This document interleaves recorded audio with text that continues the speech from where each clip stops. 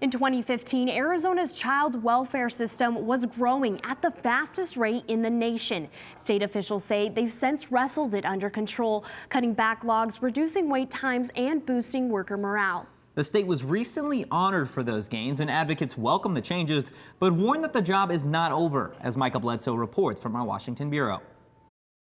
Kids were sleeping in field offices and in cars because there was no foster home capacity left. That's how Gregory Micah, director of the Arizona Department of Child Safety, describes the situation in 2015. The foster care rate climbed to over 19,044 children, the highest in the country. But in the last 2 years, DCS has cut placements in emergency shelters by 78% and lowered the number of kids in foster care by 25%.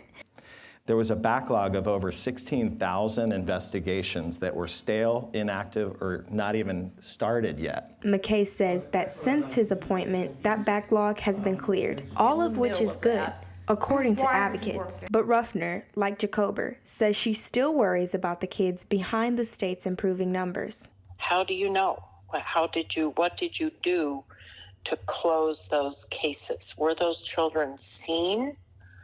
Were their circumstances evaluated to make sure that the department could, quote unquote, close their case?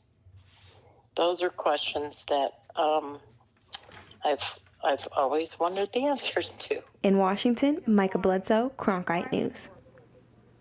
While advocates say there's still more work to be done, the state is getting praise from outside groups for the advances it's made so far in child welfare. The governor and First Lady Angela Ducey were honored in Washington in early April by the group Child's Help for all of Arizona's gains.